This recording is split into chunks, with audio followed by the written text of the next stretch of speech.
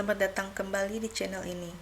Untuk minggu ini, aku sudah menyiapkan 5 berita yang mungkin saja akan menarik untukmu.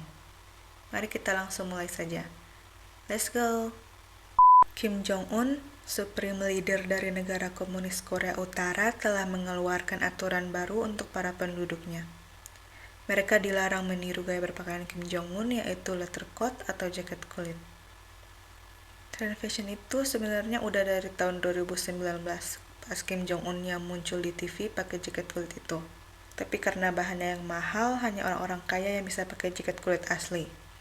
Jadi pengrajin lokal Korut membuat imitasinya menggunakan kulit palsu yang diimpor dari luar. Untuk menghentikan peniruan itu, Korut membuat fashion police yang berpatroli di jalanan Korut dan bertugas menyita jaket kulit tersebut dari penjual maupun pembelinya. Kemudian saat parade militer ke-8 pas bulan Januari tahun ini, terlihat kalau Jong-un dan para petinggi negara menggunakan jaket kulit. Alhasil, jaket kulit kembali menjadi trending topik di masyarakat. Aturan pelarangan meniru gaya berpakaian Kim Jong-un itu tentu saja diprotes karena orang-orang kan beli jaket itu pakai uang mereka sendiri. Tapi polisi menyatakan kalau menggunakan pakaian yang dibuat seperti milik Kim Jong-un itu, sama saja menantang kekuasaan sang Supreme Leader. Banyak yang bilang kalau media, terutama media milik Amerika Serikat, terlalu melebih-lebihkan atau malah membuat narasi salah tentang Korea Utara. Tapi itu kembali lagi ke filter kitanya. Pinter-pinter kita untuk menentukan yang mana yang kayaknya hoax dan mana yang kayaknya fakta.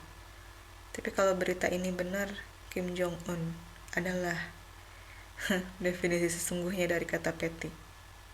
Lagu All I Want for Christmas Is You oleh Mariah Carey telah memasuki top 10 on global Spotify pada peringkat ke-6 pada tanggal 28 November lalu.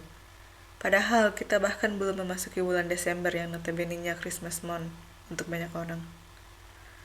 Lagu yang dirilis pada tahun 1994 itu memang sudah menjadi lagu penanda kedatangan musim Natal. Bahkan sudah diputar dari awal bulan November. Pokoknya bagi banyak orang, musim Natal baru dimulai saat lagu All I Want for Christmas Is You diputar. Menurut Mariah, kenangan Natalnya saat masih kecil dulu sangat kelam. Dia adalah anak kecil yang tumbuh tanpa uang dan memiliki berbagai masalah yang terkait dengan identitasnya sebagai ras campuran. Oleh karena itu, lagu All I Want for Christmas Is You menjadi wujud dari keinginan Mariah Carey untuk menciptakan lagu Natal yang bisa membuat orang yang mendengarnya bahagia. Acara survival Korea Selatan My Teenage Girl baru saja ditayangkan untuk pertama kalinya pada tanggal 28 November 2021 di stasiun TV MBC. Dari K-pop Fandom Wiki, konsep dari My Teenage Girl adalah cewek remaja usia 10 ke atas yang bermimpi menjadi idola K-pop dan menjadi member girl group global yang berpotensi charting di Billboard. Yay, red flag. Aku pribadi gak suka sih ngelihat remaja yang masih sekolah di acara survival K-pop begini. Disiarkan di TV pula. It can fuck you up mentally and physically. Dan ada banyak predator dan orang-orang aneh yang tertarik pada anak-anak dan remaja. Jadi ya, but that beside the point. Soyeon dari girl group G-Idol adalah salah satu juri atau mentor di acara survival ini. Dan pada episode perdananya, komentar Soyeon terhadap orang-orang yang memvote kontestan jadi viral di kalangan Kinets. Kontestan itu adalah Kim Ye-so dan Kim So-jin yang membawakan lagu non-stop dari Oh My Girl.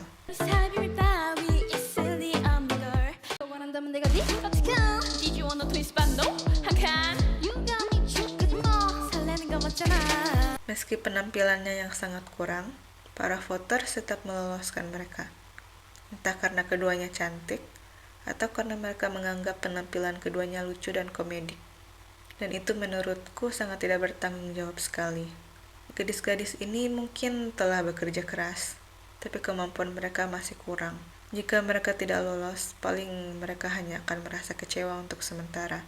Tapi sama saja para voters menambah penderitaan mereka karena mereka harus berhadapan dengan para mentor yang akan mengkritik mereka secara pedas. Soyeon pun mengomentari hal tersebut. 이 문이 열렸을 때 비대면 평가하시는 분들이 혹시 소리가 안 들렸나? 이렇게 생각했어요. 사실 오늘 본 모든 무대 중에 솔직히 화도 안 날 정도로 좀 최악이었어요. 실력이 좋은 친구들도 문이 못 열려서 꿈을 정말 가지고 노력하는 이제 친구들을 평가하는 자리이고, 사실 비대면 평가하시는 분들도 그런 책임감을 갖고 저는 누르셨어야 된다고 생각을 해요. Banyak kinets yang setuju dengan pernyataan Soyeon. Talent show memang harusnya menunjukkan talent, bukan visual. Banyak juga netizen yang membandingkan penampilan mereka dengan Kang Eunwoo dan Song Ye-rim yang membawakan lagu River. Should your mother run me like a river? Should your boss baby stand and deliver? So is high. Curse is the fool who's willing. Meski penampilan mereka bagus, mereka tidak mendapatkan cukup vote sehingga pintunya tidak terbuka. Banyak yang beranggapan itu karena penampilan mereka yang dianggap tidak menarik, dari mulai tato hingga tubuh yang berisi. Komentar Soyeon mungkin terkesan keras, terutama karena kedua gadis itu masih di bawah umur. Tapi salah satu komentar di YouTube memberikan pandangan yang berbeda. Aku tidak tahu sekeras apa mereka berlatih, tapi para kontestan dan orang-orang yang memvote harusnya tahu bahwa ada standar yang harus dicapai untuk dapat menjadi idola. Ini sangat tidak sopan pada semua kontestan, trainees, idola, dan performers yang telah bekerja keras untuk meningkatkan skill dan menunjukkan yang terbaik kepada para penonton. Para gadis ini harusnya dapat menerima kekalahan sebagai kesempatan untuk dapat meningkatkan kemampuan, dan bukannya validasi bahwa skill mereka telah memenuhi standar. Selalu ada ruang untuk berkembang, jadi tetaplah berlatih. Kuharap gadis-gadis ini dapat tetap kuat dalam mempertahankan mimpi mereka, dan dapat berlatih lagi untuk meningkatkan kemampuan mereka. Aku menganggap ini pure kesalahan orang-orang yang ngevote, karena sudah meloloskan keduanya dengan begitu entengnya. Semoga mereka dapat belajar dari kesalahan ini, dan dapat menilai kontestan dengan lebih bertanggung jawab. Ding dong, I know you can hear me. Open up the door. I only wanna play a little. Ding dong, you can keep. ATEEZ adalah grup K-pop asal Korea Selatan yang juga masuk dalam nominasi MAMA atau Mnet Asian Music Award 2021 untuk kategori Worldwide Fans Choice Top 10. Fansnya ATEEZ nih melakukan segala cara untuk memastikan idolanya itu masuk ke top 10. Seperti dengan memvoting dengan banyak akun sampai menyebarkan berita voting ini ke berbagai platform supaya dilihat ATEEZ lain.